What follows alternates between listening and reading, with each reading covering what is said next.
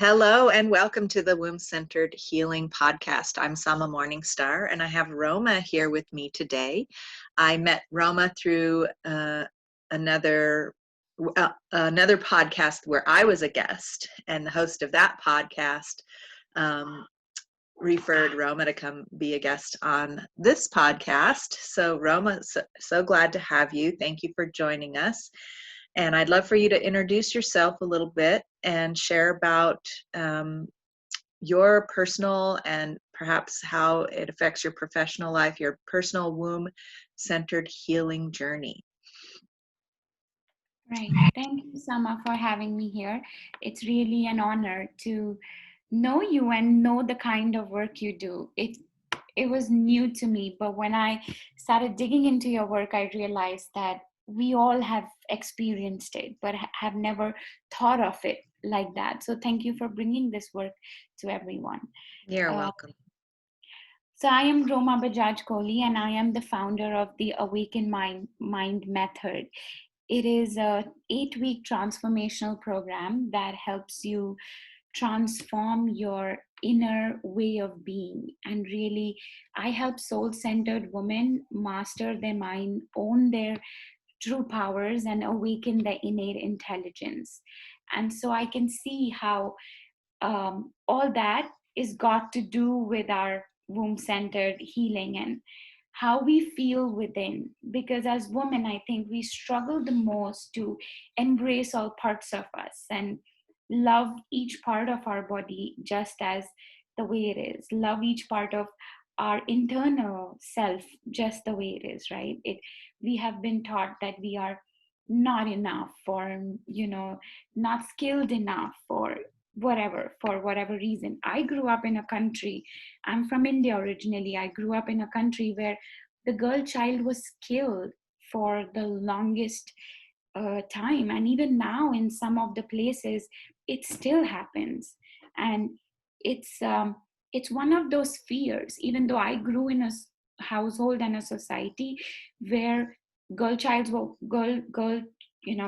welcome, but that fear is deep rooted because it comes from generations of mothers who have gone through that fear of being treated, right, as the submissive or the less, or having a girl child is more of a liability than an asset because of the dowries we have to pay in India and all the other societal pressures and issues.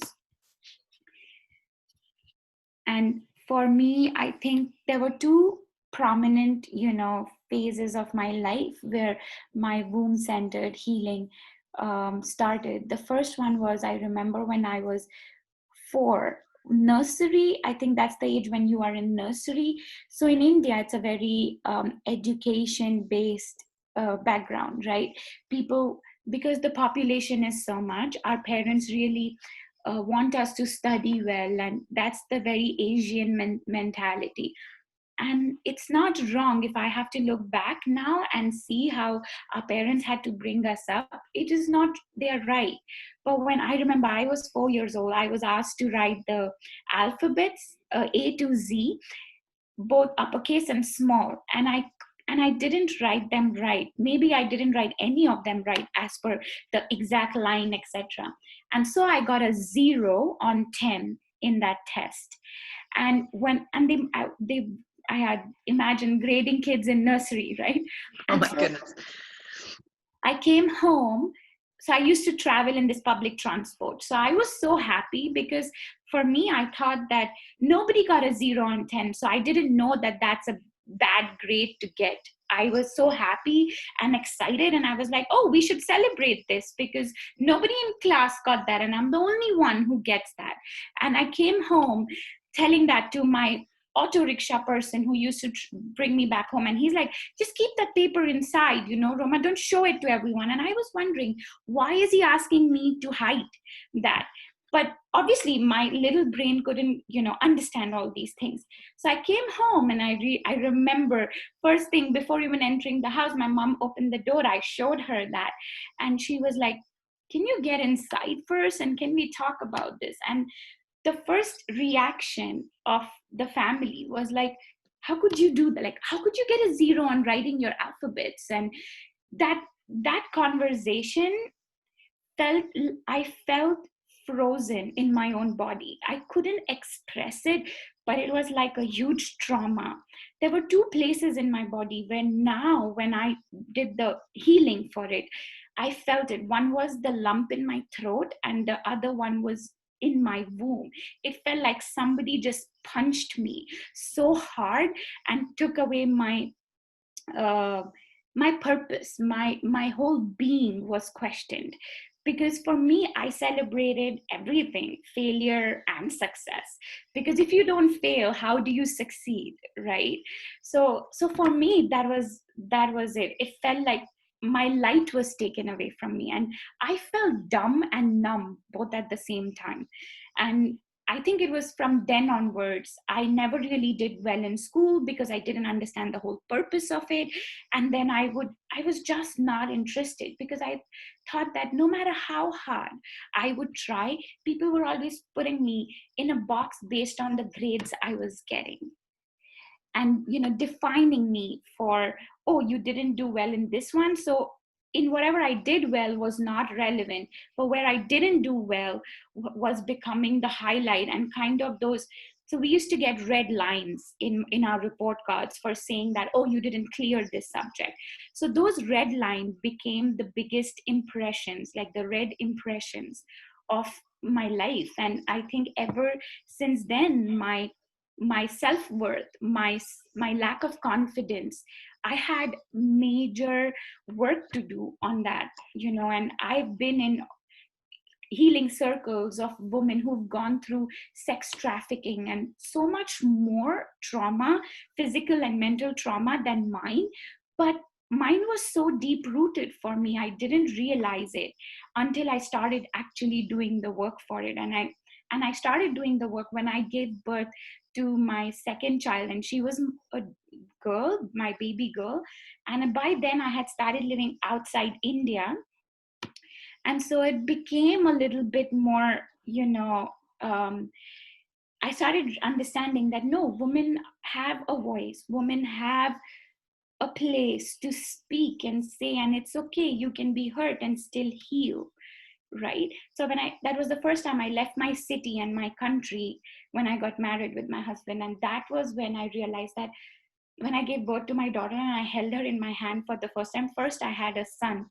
When I looked at her, I literally um, cried, not because I was happy to have her. I really wanted to have a girl child, but I cried because I was like, I wish that you never get to hate yourself how much I hate myself. And I hope that one day when you grow up, you will love all of you just for the way you are. And no one will ever define for you who you are or how you should be. Does that resonate with you? I mean, that was the moment when I realized that I needed to do work on me, because for my kids, I'm the role model, and I didn't feel like one, like not one bit. I felt like I wish someone, like, I have this beautiful children, beautiful family, of a life that I have lived. I have lived almost all over Europe, and still there is this constant feeling of lack within me. There's this constant feeling of I'm not good enough and I'm never going to make it. This constant, desire to prove and get others' approval, not being content and satisfied with myself. Wow. So I have a few reflections and questions along this storyline here. The first thing that came up for me to ask you about is back at that 4-year-old time when you had difficulty making your alphabet letters properly and you were so strongly negatively graded and criticized by the adults in your life. And you mentioned that from then on, all throughout school, there were some things that you did do well out at, but those were considered irrelevant. Mm-hmm. Can you share what were the things that you did excel at, and why were they irrelevant? So like singing, I was chosen in the choir, but in India it is still a very hard time that you can be good at an extracurricular program, but it cannot define your career. And you have to study and have a good education, either be an engineer or a doctor, or at least some form of some good education like an MBA or something, in order to know that you have successfully oops sorry in order to know that you have successfully made it. So Well, so I want to just comment on that, because is that a change in Indian culture, would you say? Because my understanding of musicians in India is that it's a very highly respected profession, and that singing is a very highly valued and respected profession. So that doesn't make sense then, what you just said, that pressure would be put on young people who had a proclivity to music and to singing.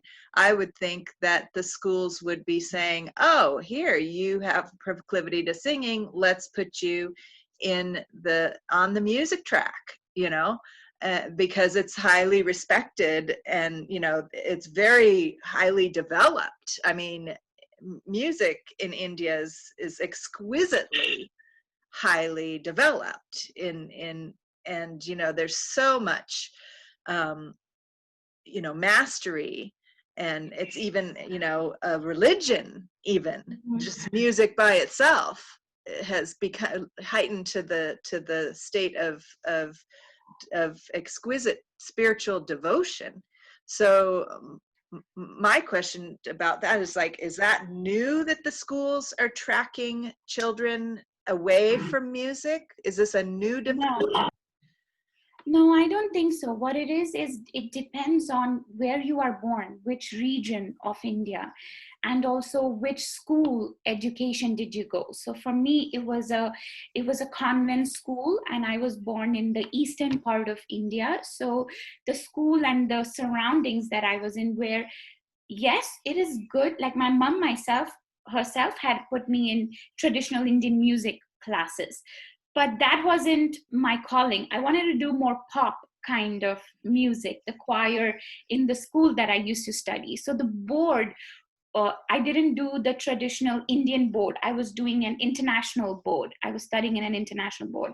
So over there, the education was, how you studied was more important than how many other curricular activities you were in. That was not promoted as much in that time. Now things have changed. Now international boards want you to be an all-rounder and have some interests and hobbies and sports, etc. But at that time it wasn't like that. In fact, I even got out of school and I studied fashion apparel designing. It was a very rare career at that time. Not a lot of girls were choosing that path. Mhm.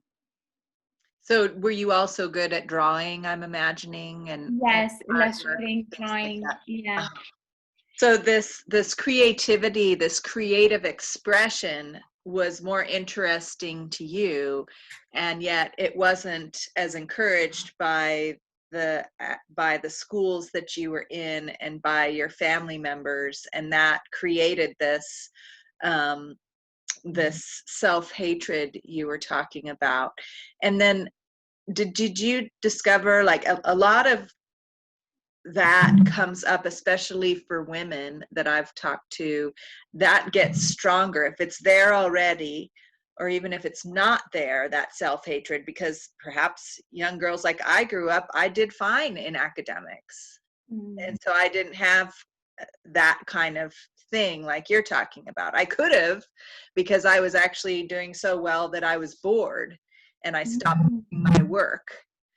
And I had a teacher at one point who, instead of just labeling me, a bad student, and causing trouble for me and giving me bad grades and setting a pattern like that, she talked to me about it, and she had my mom talk to me about it, and they asked me, why aren't you doing your work? And I said, well, I already know how to do long division.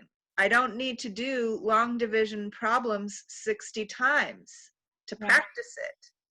Once you crack the code of how to do it, you don't need to do it a bunch of times. I'm bored. I already figured out how to do it. And so they started giving me more challenging, more interesting math problems and more varied math problems, because they were just giving you worksheets of 60 long division questions, right? And I'd be like, I'm not doing it, it's boring. So they worked with me and they listened to me. Now that's not going to be the case for everybody, but I was fortunate in that sense. But I still, where a lot of people, whether they had that or not, the kind of experience you had growing up in one way or another, then when first menstruation hits, that's when it really starts to set in, where that self-hatred is so supported by the society and the culture and the ideas about menstruation and how we're initiated. But that's also the time when our creative energy is starting to blossom and really develop and come on really strong inside of us. And when our soul and our spirit starts to fully incarnate and give us our soul purpose. And yet when we're met with this shame around menstruation and lack of information and no initiation into those powerful energies that are flowing through us, that can create terrible unwellness and a plunging of self-esteem, if there was any to begin with. But if the person, the young woman, is already really hating herself, then it makes it drop even further. And so I'm curious about your experience of that. What was your first menstruation like? So luckily for me, before that, even, before my first menstruation even hit, my mom is she was like the support and the role model for us, for my brother and me. And so she quickly figured out that I was a very creative person.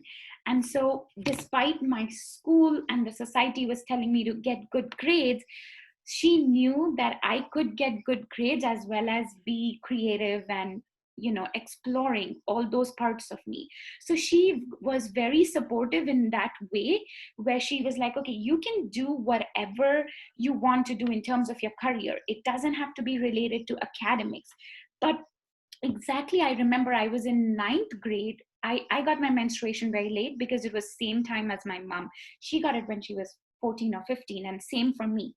So when I got it, I knew exactly, it was at that point I was doing very well in academics. And at the same time, though that is a time when you are kind of deciding what kind of career path you want to take, I was so supported of taking like fashion designing or anything else that I wanted to do.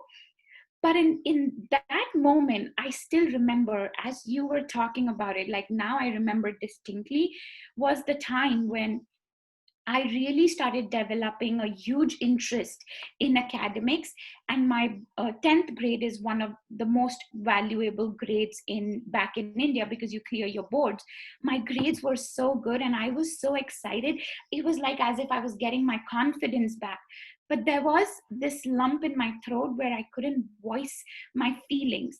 As much as I wanted to go on to the creative field, which I did eventually, I wanted to, in that moment, say to my parents that I want to do an MBA. I really want to study business and I want to, but I wasn't so confident of understanding that feeling, because it had been suppressed by me for so long that I didn't know that I needed to follow that calling. And so that's why when I became second time pregnant with my daughter, I was actually giving my GMAT to do a master's in fashion communication. And the first day when I didn't clear my prep, there was a prep test that I was taking online. I didn't get good marks in that. So I got an anxiety attack. I thought it was an anxiety attack. I was throwing up. I was having palpitations. And then my husband is like, what's wrong with you? You were fine up until now. And I was like, I don't know. And he just randomly suggested, why don't you do a pregnancy test? And I'm like, no, we are not planning for a baby, and we hadn't planned this. So he's like, but just do it, because I don't understand what else could be wrong with you, because I've never got an anxiety attack before. And he's like, I don't know what this feels like. So we did the pregnancy test, and it was positive. And it was in that moment, it was just a day or two around it, my mom called me, and she said that she visited some energy healer back in India. And I was, because doing my MBA was such a dream of mine, I had told her that if you go to meet that person, ask them how are my studies gonna go, because I'm so excited. I'm getting back to living my dream of doing my MBA I had since I was 14 years old. So I'm like, will you please ask her for me? And she said, sure. And then she called me and she told me that, Roma, she said that you are not doing your MBA. I don't know why she said that, but don't let that dishearten you. Just know that whatever you want to do, we will support you. And then I just knelt down and I cried to her and I told her that, Mom, we just found out I'm pregnant a second time. And my mom told me that that energy healer also said that she's probably going to have another child, and that's a girl. And I was craving for a girl ever since I gave birth to my son.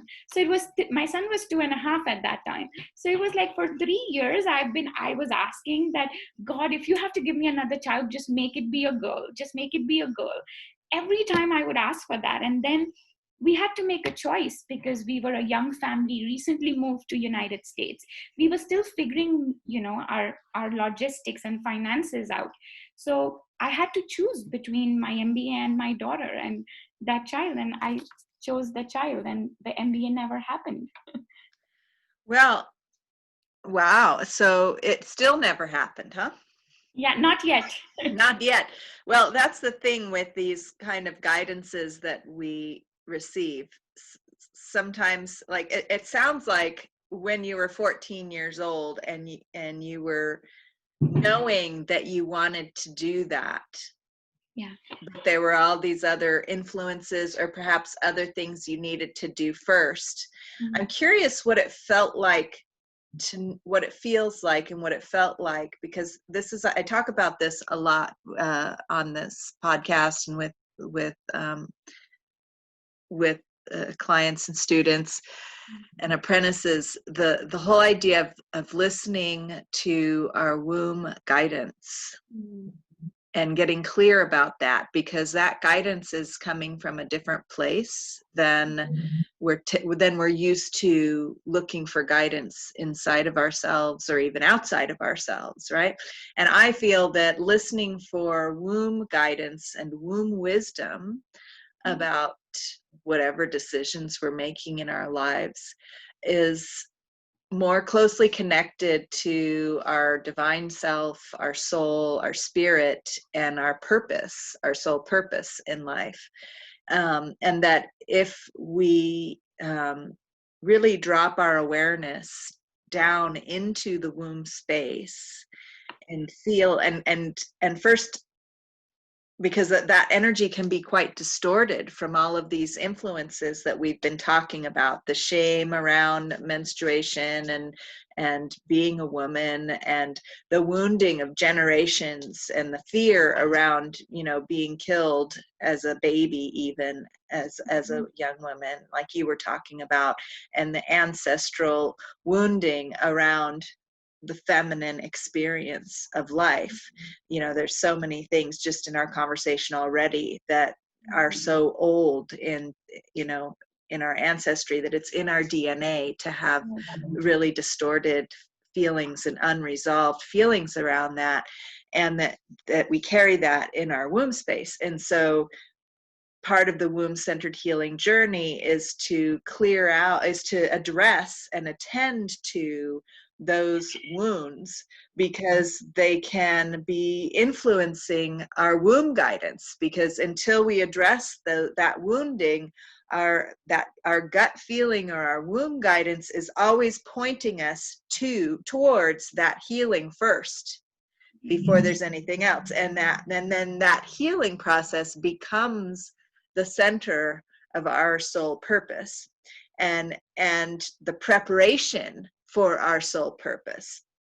And that something like an NBA, there might have been a whole bunch of other things that needed to happen first to prepare and to go through whatever healing process was needed, but that it can often all be there, right? Like I'll get messages that I'm supposed to do something and it's really strong,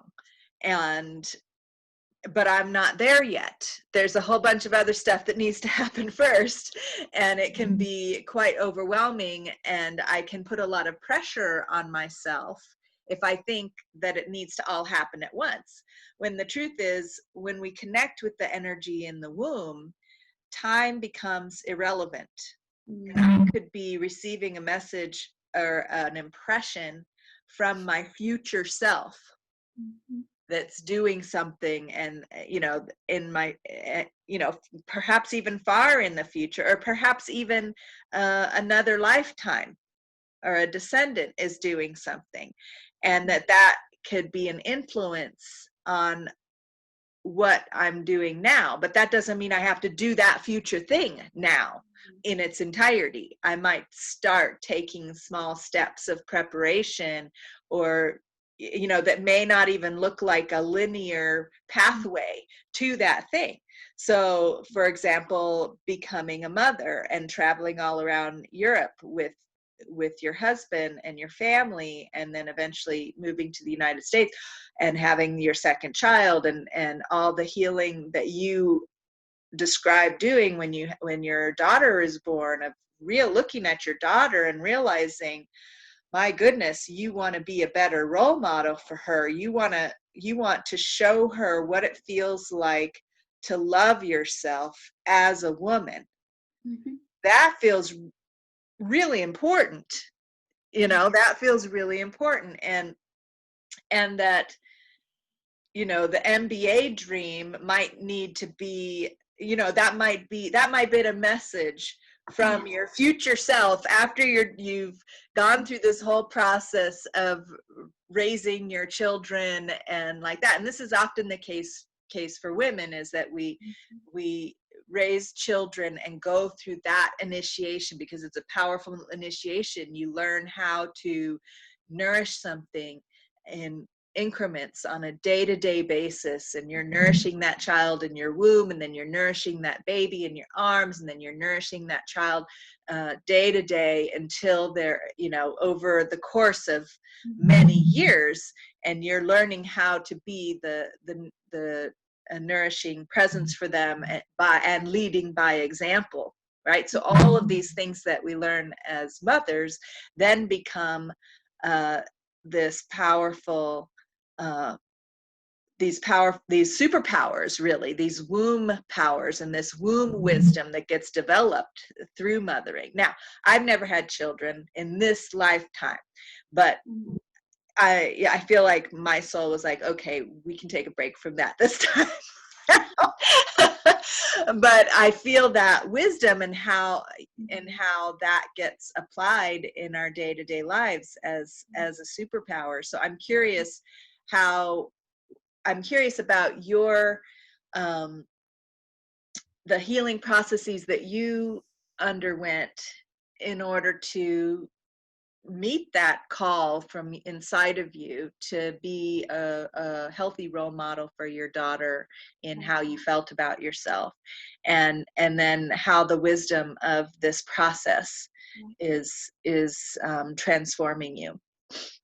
Right. So for me, it was really a twisted tale of trying to understand the voice of my intuition, my gut, my womb. Like, I could hear it, but so much other noise that has been, that everyone else's noise becomes your voice. It becomes harder, right, Mm-hmm. to differentiate that. So it took me a lot of years. So that first moment when I looked at my daughter and I begged, like, to myself that don't do this to yourself anymore, was a very clear voice from my womb that said that you're not going to be the same person you were to raise this child.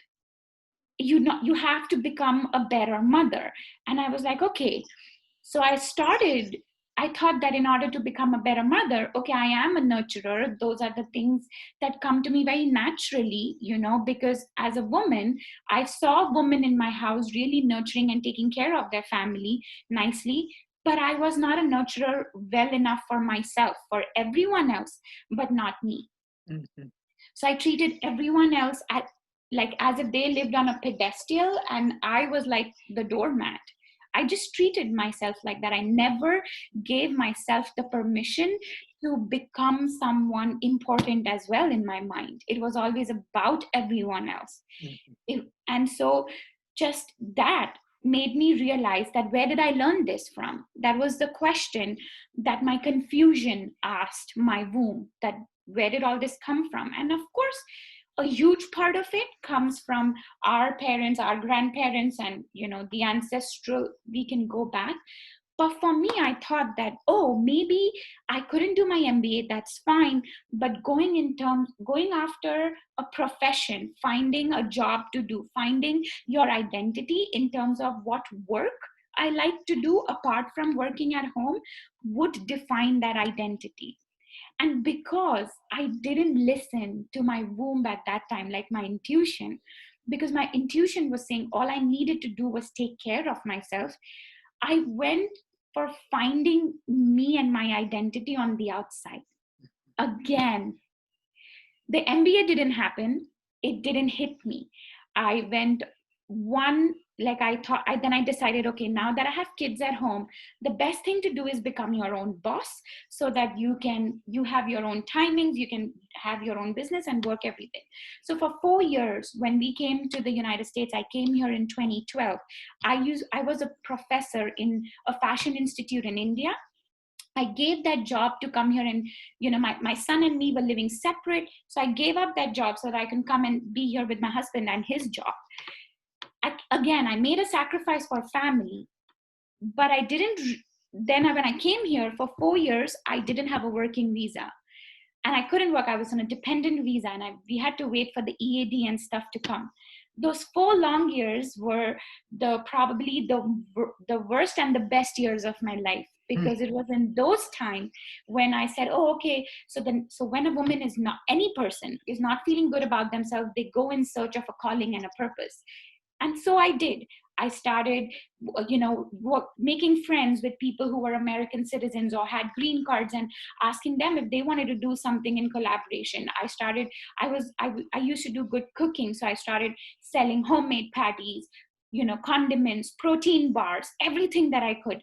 And only to find out when things would start going to the next level, you can't do this because in New Jersey, you don't have a license to cook from home.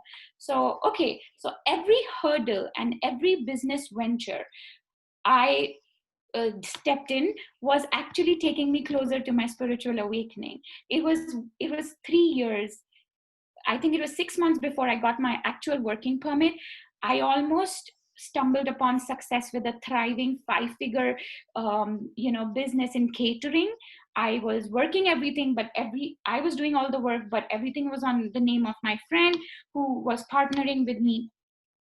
And I stumbled upon so much success, but I was emotionally, mentally, physically drained because with 2 kids under 5, I was working from 5 a.m. in the morning till almost 2 p.m. in the night because I was cooking, taking orders, doing everything by myself. And then I would sleep for 2 hours, and then by 7 or something, my kids would wake up, or I had another order or another party to cater. It was killing my soul. And then I almost gave up and I said, okay, I'm just gonna take a break from doing anything because looks like my purpose is not being met. I'm not happy. I'm clearly killing and sabotaging more and more of myself in search of becoming the boss of me, right? So what is all this for? I lost my entire connection with my intuition, where I should have gotten closer to it. But I didn't realize in many ways I was getting closer to it. So as soon as I gave up and I said, this is it, I'm making peace with the fact that I'm running too hard and I'm going too hard behind something that is not meant for me. So I just surrendered. And it was in that moment of acceptance and surrender that I got a scholarship in India to go to an ashram, stay there for a month just by myself and do a yoga, teacher training in yogic lifestyle, as well as, studying yoga and as well as doing coaching and healing for yourself. When I went there, that was life transformational for me, because when I went there, it was literally in the second week of being there. That was the first time I got to be by myself after I had kids and marriage and everything. So for me, that moment was, even before marriage, I never got to be by myself anytime because I was always with my parents, always around them. So for me, that was the time when I actually met me, the real me. That was the time I felt like somebody just plugged me into an electrical plug and I felt electrocuted and alive for the first time. The first 2 weeks were horrible because I would just go in my room and be like, where is everybody? I'm so used to being around people, doing things for everyone. What is this? Like, I just have to be here with myself, see myself, journal about me, and journal about my experience of the day. The whole day schedule was so hectic, waking up at 4 a.m. every morning, sleeping by 10 p.m. in the night. Like, what are we doing here? The food was different. It was a very sattvic, kind of food. So I was like, it is still Indian food, but it is nothing similar to what I eat. My whole life felt like it was turned upside down. And I was like, what did I sign up for? I thought I was coming on a retreat, okay, by myself. I didn't sign up for more torture. Like, this is torture. But then it was in that moment I literally found me, and I realized that all these years that I was running behind a calling and a purpose was actually here within me, and all I needed to do was give myself the permission to get out of my own way and to just surrender to all those noises in my voice and say, thank you for being here. You have taught me, who I shouldn't be, and thank you for teaching me that. Now I'm going to take all of you with me, but I'm still going to be me, and no one can stop that. And I became a totally, completely different person after that. I still have some of my old habits and impressions of anger. It's not all gone, but something substantially and quantumly shifted within me. So you mentioned anger, and was that part of the old you that you let go of some of? Was anger something that was a big thing for you prior to this training? So Can you share? anger and just, like that perfectionism mentality. The anger was because if I don't see myself doing it right, then you're the one who's bad. If my son is not studying right, I'm the one who's responsible for it because I'm the one who got bad grades and I've somehow passed it. Those fears from my womb have been passed to him. And so you would get angry at yourself? And then, because sometimes you can hate yourself and get angry at yourself, but sometimes you even remove it out on your kids because they are younger to you and you feel this sense of authority, which you shouldn't. But you feel this sense of authority and then you vent it out on them. And I have done a good share of that to my older one more than my younger one, because I didn't know where else do I say all this to. How do I let this out? Mm-hmm. Right. Yeah, I find that anger is a big part, how we relate to anger is a big part of the ailments that a lot of women have around menstruation, fertility, and overall health. And I'll share a little bit more about that, and then I'm curious to I see love to the know. connections that you saw in that, because we're taught, like you just said, that we're not taught how to deal with that angry energy, and we're taught to ignore and not even be aware of the real things that we're actually angry at. So to even be able to admit that you were angry at yourself, I bet before you did all this time self-reflection and all this healing training and all of that, you probably weren't even aware that you were primarily angry at yourself. And you might not have even been aware of why you were angry at yourself, because you were taking on more responsibility for everything needing to be perfect than really belonged to you. And you probably weren't even aware that you had probably inherited anger along those lines from your family members, from the adults that raised you, that had no way of, that didn't have healthy ways of addressing and utilizing anger. And so that those distortions around the natural anger response that has healthy purposes and functions in our lives, if we have a healthy relationship with it, when it's distorted like that and we can't see it clearly, and it's not allowed to flow in its natural, healthy, functional way, then that distorts the flow of blood in our body. Our liver is designed to filter the blood in our body, and the liver is very much associated with anger.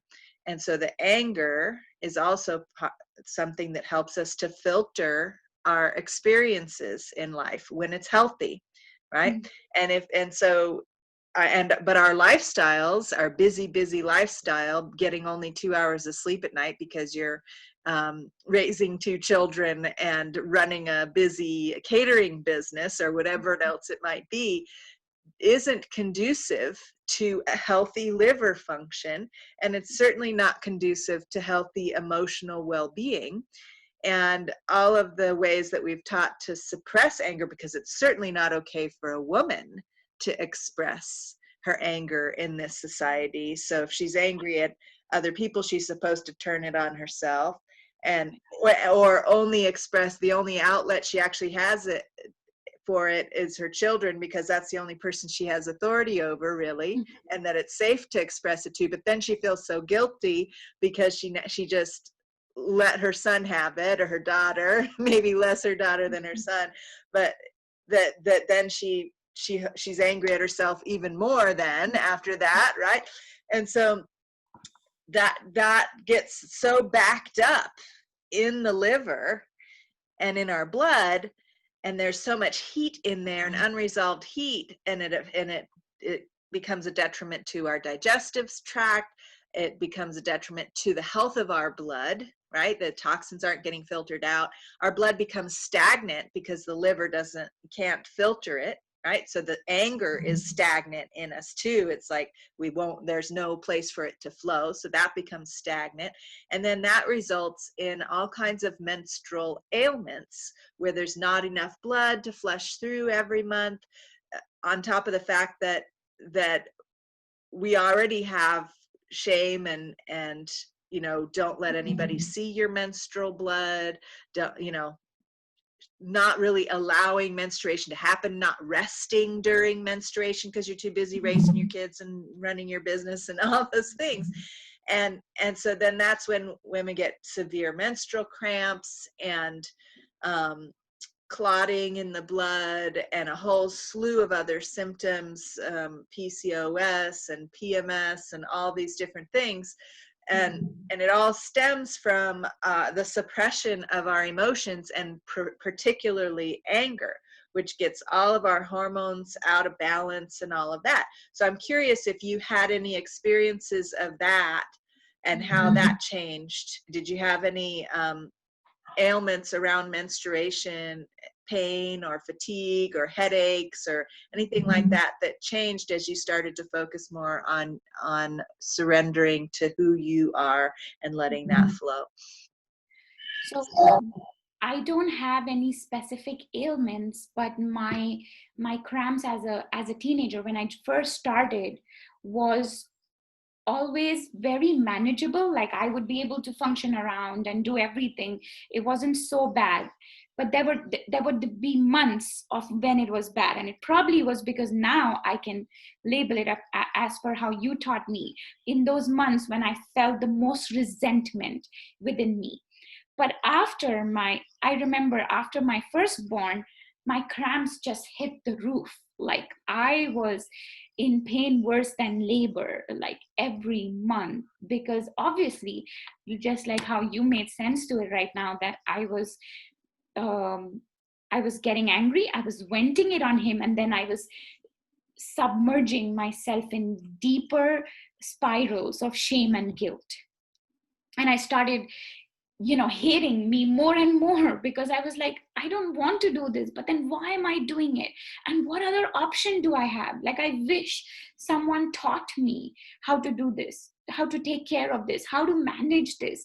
That, because there was a point, I remember one of the times when I was pregnant with my daughter, I knew, like I actually asked her from inside, why have you come to me? Why am I feeling all these emotions? How can I save you from this? Like, how will I make sure that you will not go through all of this, and you will know better how to use all your emotions for your good? Now I know it, but I had asked this question, and then it was soon after that when I surrendered, and I was like, that's it. I cannot fight this anymore. I don't want to suppress my anger anymore. If I feel it, I want to scream and I want to let it out. If anyone has a problem with it, they are going to deal with it. Because when I'm nice, when I'm loving my kids, my house, taking care of everything, nobody rewards me. So why does somebody ridicule me when I'm angry? Why do you point a finger at me at that time? When I'm being nice and when I'm being extra mushy with my kids, nobody comes and says, stop, Roma, why are you being so nice to them? So you promoted love, my expression of love, but you never promoted my expression of anger, or neither did anyone teach me how to promote that. So then I started this journey of understanding, how do I do that? And it has taken a huge curve to learn that and overcome that. But like, I remember when I went for my yoga training, because so much was coming out of me in that time, both physically, emotionally, mentally, I skipped my menstruation for that entire month. I didn't have my periods, and I was nervous, but not also. Even I didn't have my menstruation before I went there, and I didn't have it that month, and I didn't have for 3 months, like even the month after that when I came back. And I started getting nervous because we decided we don't want to have any more kids. We were done on number 2. So I started getting nervous about what is this. But for the ashram that I went, it was a very remote village. So I couldn't have access to a pregnancy test. So I obviously had to wait to come out into the city. And when I came back home to find out what was wrong. But I did some tests. I did pregnancy tests. Nothing came out. Nothing explained what happened. And then just in the 4th month, they started coming by themselves, as normal as ever before. And what was did the pain levels change? So yes, the pain levels have changed. They are much more prominent for me where I noticed them. But what I have started doing after that is really giving myself the time to slow down. And so I let the pain take me, completely cradle me in that pain. So I've actually started, not enjoying is not the right word, but again, surrendering would be the right word to that pain. And now it doesn't bother me as much as I feel like rewarding myself some time off from my usual activities. Mm-hmm.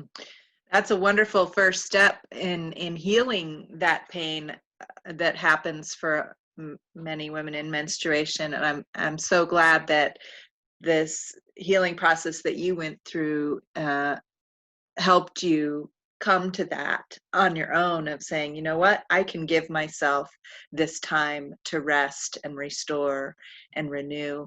And it's and I just want to say to you, for you and listeners, that there is even more that we can do to nourish and heal so that menstruation doesn't have to be painful. And most medical doctors have an idea that pain during menstruation is normal. Normal, yeah.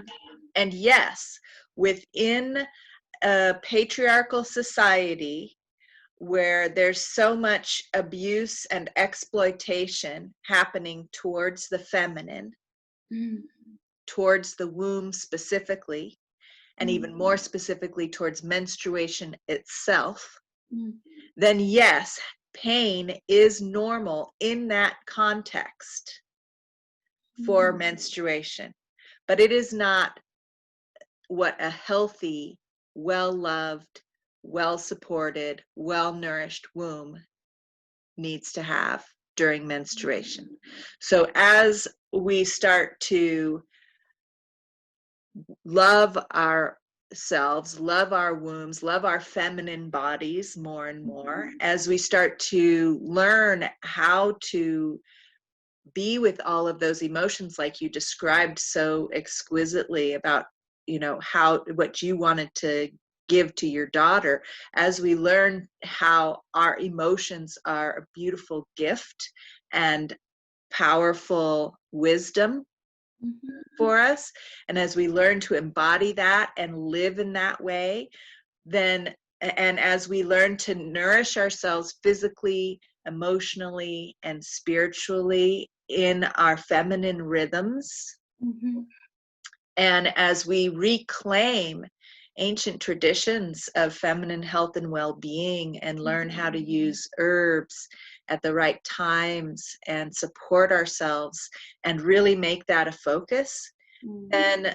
menstrual pain can be gone. And that's what many women who explore some of the healing practices that we teach about in the womb-centered healing temple discover, and myself included, that menstrual pain is optional. It is completely optional. And it's not easy sometimes to unravel sometimes the generations thick patterns that create that pain. But it is possible if we want to devote ourselves to that. And often just that first step of saying, you know what, I'm going to slow down. I'm going to rest. I'm going to let myself be in this pain. And then taking it another step further and saying, I'm going to feel and ask my womb what this pain is trying to tell me and what it needs. And start listening to that pain as a signal. Because if you had that strong of pain anywhere else in your body, you would say, this is a signal. Something, if your arm was hurting that much, you would say, something's seriously wrong with my arm. We need to do something about this. We're going to do whatever we can to figure out what's wrong with my arm. And we're going to pay attention to it, and we're going to find ways to figure out what's going on and find a remedy for that. But with the womb, we're just told it's normal, and that comes from generations of belief systems and even mythologies that say that, you know, women are less than, like you talked about at the beginning. Women are less than, less valuable, a burden to society. I know from the Christian tradition, there's the whole story about Eve being at fault for the exile from the Garden of Eden, and therefore being punished by having painful menstruation and childbirth, right? And that's Eve's punishment. And perhaps there's mythologies in some of the traditions, the spiritual traditions in your culture that are similar, although I do know that there are goddesses who menstruate in India with temples, and there's more of a remnant of pre-patriarchal reverence for the womb, perhaps, that we can find in some of the tantric traditions and like that, where the feminine was and is revered, traditions that still have goddesses in them, the feminine face of God, of the divine, tend to have more remnants of reverential relationship with the womb and with menstruation. But it's ironic that at the same time there's such severe shame around menstruation and around women and all of that too. So we could go on and talk about the origins of that, but the fact remains that yes, it is understandable that under those conditions of so much abuse and shame and self-hatred and all of that, that there would be pain, severe pain at the core of our being when we're menstruating, which is meant to be the time for us to be the most open and the most sensitive and to release those stored up emotions and to feel and see what's working and what's not working in our lives, and to receive guidance, divine guidance directly from our spirit and our direct connection with the divine about our lives, about our families, about our community. But when that is not honored and respected and welcomed and revered, then that's blocked. And when that powerful divine guidance tries to come through and we're blocking it because nobody wants to hear this, I'm just making this up, this is my imagination, I'm not worth it, all those distortions, then that blockage of that energy becomes very painful. Because it's a powerful divine energy trying to come through at that time. And we're taught to ignore it, to sweep it under the rug, to not let anyone know what you're feeling, what's coming through for you, and all of those distortions get in the way. So what happens when you have a strong energy trying to move and a strong energy blocking it? Then there's turbulence, friction, and pain. Yeah. And so, that if we can let that pain be a signal, just like it would be in any other place in the body, that this is something that's strongly calling for our attention. And this is what I talk about with my students all the time. Pain during menstruation, or in the womb, any other time during your cycle, and there's a whole ways I do whole womb wellness assessments where we look at the whole cycle and all the symptoms around menstruation and throughout the rest of the cycle, and look at the womb as a vital sign. So everything about menstruation is a vital sign, just as important as your heart rate, your body temperature, and any of the other measurements that a doctor takes when you go in for a doctor's visit. Unfortunately, many doctors, they might ask you when you had your last period, but they're not going to talk to you about anything else about it and look at that as a vital sign. When the menstrual cycle has huge amounts of information for us as a vital sign, because doctors are like, oh no, it's just normal for you to have extreme pain. It's normal for you to bleed a lot. It's normal for you to have a lot of clots. It's normal for you to miss your cycle sometimes. It's normal for you, they're saying all these things that are normal when really they're a sign of great stress and distress that the body is trying to tell us about. And yes, in our culture, it is normal for women to be living under a great deal of stress and distress. That is normal. But that doesn't mean it's healthy, or that we need to keep accepting it and just accepting it as the way it is. And we can accept it, to face it and look at it and say, this is not acceptable for me, because I'm worth living a life is more full of pleasure, and where the potential of my womb power is actually activated instead of blocked. And the thing that you described wanting to give to your daughter is exactly what that divine energy trying to come through wants to deliver to you. Yeah, I mean, And this so is so knowledgeable. I didn't know all of this. we don't know because the patriarchal structures and systems rely on us not knowing that. Right. So I have few friends who suffer from, menstrual issues, fibroids, and is that also a manifestation of not being able to deal with your emotions or internal? There are, yeah, there are definitely emotional components to any of these things. And I wouldn't say it in exactly that way. I wouldn't say that it's because we're not able to deal with our emotions. What I would say is that we have not learned our emotional wisdom yet. Our emotional wisdom has been suppressed, thwarted, twisted by the cultural norms that we've been taught. Right. Okay, it's not that we're not able to, it's that we haven't learned how yet. Just like when you were 4 years old and you couldn't write your letters, it wasn't because you weren't able, it's that you were being expected to do it a bit too young and you needed more time to develop it. That's all. And under the circumstances, nobody is really living their emotional wisdom or developing their emotional wisdom on this planet right now. Very few.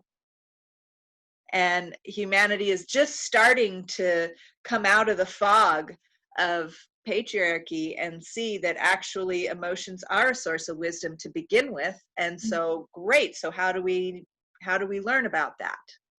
Humanity as a whole. So it's not like, you know, somebody who has, I mean, most women at some point are going to have some kind of menstrual thing, whether it's fibroids or pain or, you know, endometriosis, or, and even if they didn't have any of that all their entire lives, as they move towards menopause, then menopause is the real reckoning, because everything that we don't address emotionally and spiritually, everything that we don't listen to, every inner guidance and wisdom that we block, you know, every time that we block that wisdom trying to come through in our menstruation, that adds up. And a lot of women in perimenopause start having menstrual problems when they didn't their whole life to begin with, because it all adds up over the years. And then menopause can be very difficult. So one of my teachers taught me that early on, and that got me paying attention to all of that. And so I talk to people a lot about preparing for menopause, because menopause is a real reckoning. And if you're not listening to that inner guidance all along the way, it can be quite severe.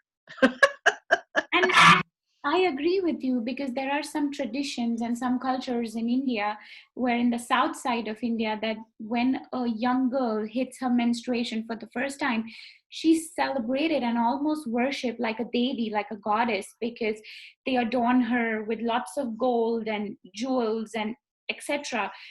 And they gift her, because now she's actually going to be able to give birth to life and carry the legacy forward, right? So they actually celebrate her. And so I had a friend who used to live in the eastern part of India where I was going to school, and she was celebrated. So I used to see these pictures of her, and when I had my period, it was just like a normal thing. My mom just taught me how to use the sanitary napkin, and that's it. I stayed in my room all day that day.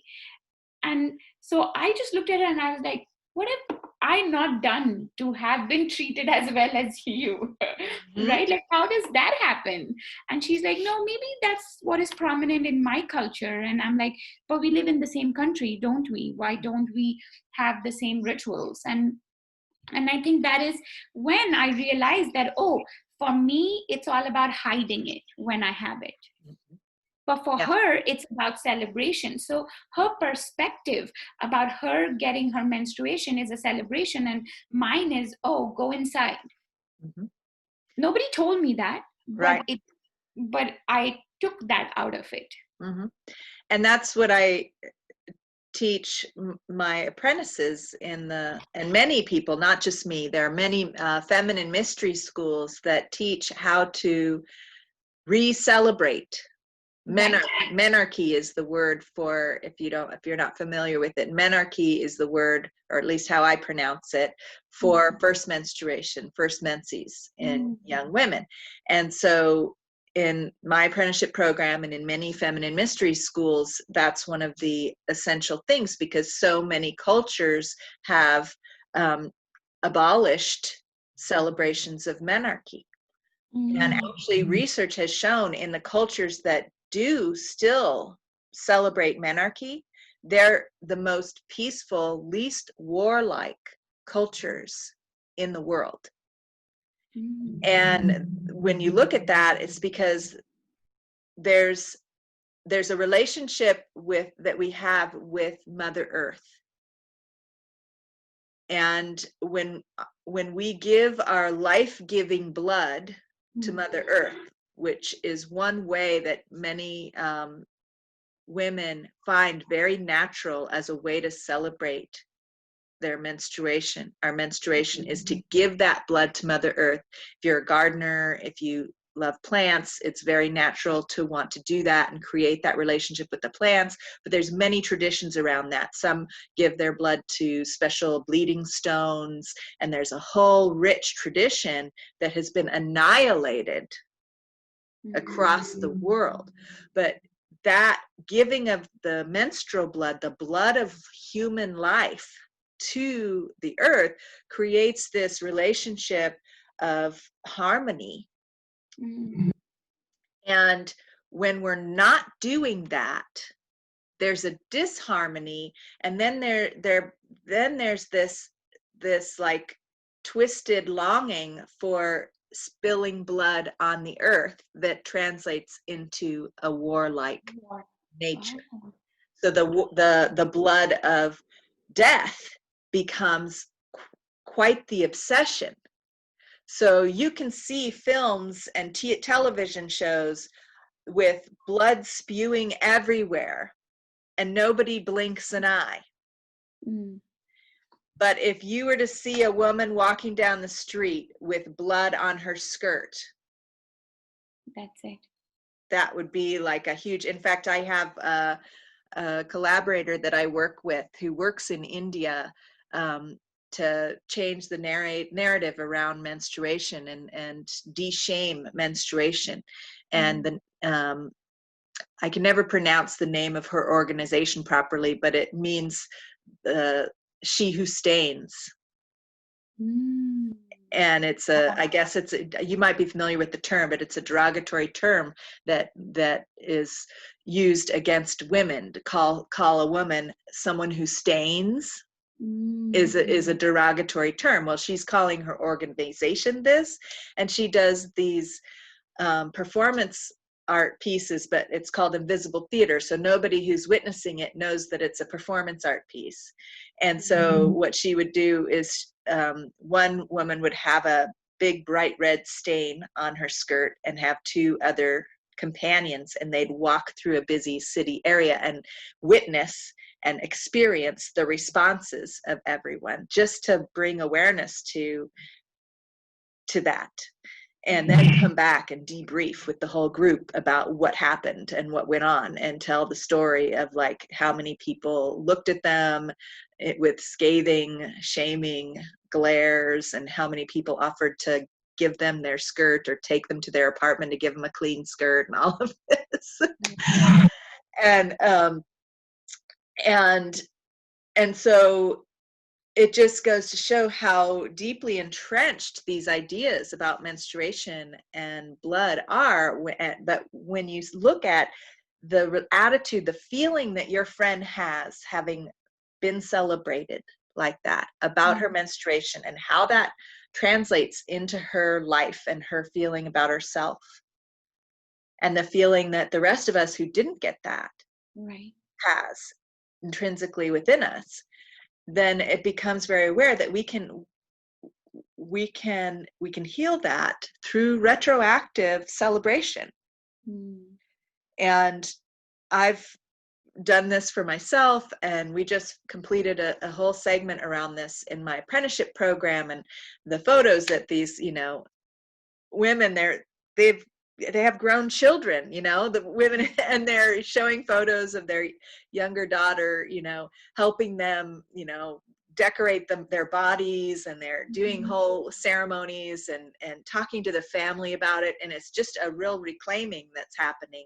So you'll be happy to hear that is happening. People are waking up to what you've discovered is that, wow, look at this, look at how my friend feels being celebrated, and look at how I feel. And so this is part of the healing process that says of what I just described earlier, that it doesn't have to be excruciating pain. We can heal this pain. It's not normal. It is normal, but it's a sign of how the pain and suffering of women has become normal in our society, but that doesn't mean that we're healthy. Yeah. And I feel that it's at this suffering, this pain of women in menstruation is at the root of pretty much all the suffering in the world. So that's a note to end on, huh? Yeah.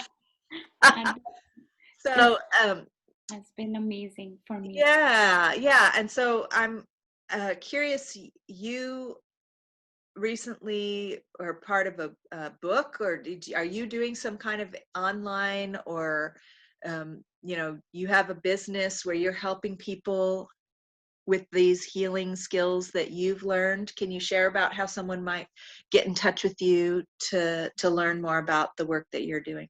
Yeah. So I work with, because I learned so much about the yogic lifestyle and how to infuse that with the modern day, the ancient wisdom of yoga with the modern day lifestyle. And being a mom of two young kids myself, 7 and 9, I feel that in many ways I've embodied that lifestyle in my current modern lifestyle, or the so-called urban lifestyle that we live. So my website is www.wellnessbyroma.com, and I'm on Instagram as well by the same name, Wellness by Roma. And also, I'm actually honored to co-author with 12 other very bright women, a book called Women Who Boss Up. Even though the title sounds a little bit like Women Who Boss Up, like a lot of my friends have also heard it and been like, I'm not sure if I quite like that title, but it's not a way to demean any one gender over the other or win one over the other. Me and many other women that I know, we are not looking to shatter any glass ceiling, because I think what needs to shatter is that the patriarchal, or the generation of, that impressions within us. We really need to come over all that, and there is no glass ceiling in my vision. What I'm looking to just be is reveal my true self and get in alignment with the best version of me. That's all. So for all of us, it's our journey of how we came from where we were and how we overcame that and became who we are today. And still continue to grow. Right. It sounds like what you're sharing about this book is kind of like what you talked about earlier in the conversation we're having about wanting to be the boss of your own life. Yeah. And making your own rules. And that is a powerful part of the healing process, where we start to see the rules that other people are imposing on us and societal systems are imposing on us that don't allow us to be ourselves. And that it starts to dawn on us, wait a second, I can change the rules here. I can live my life by different rules, and I can be the boss of my own life. And so it sounds like perhaps that might be part of the theme of that book, and perhaps Yeah, and the work I do is mostly about giving yourself the permission to know and understand that you don't have to wait for someone else to approve of you, to love you, or to forgive you. You can be unforgiven on the outside. But if inside you have learned to be like forgive yourself and love yourself and be grateful for who you are, then you have anyways created a favorable environment for transforming to the truest version of you. There we go. Beautiful. Well, thank you so much for sharing about your journey and all the wonderful things that you've learned. And listeners who probably have listened before know that you can find out more about the Womb-Centered Healing Temple at wombcenteredhealing.com. And there are several other announcements at the beginning of this podcast if you're listening to the audio version as well. I'll be sharing some links about, so that you can check these things out in the show notes as well. So thank you once again, Roma, for joining me today. And may we all reclaim the wisdom of our wombs and let that guide us from here on out.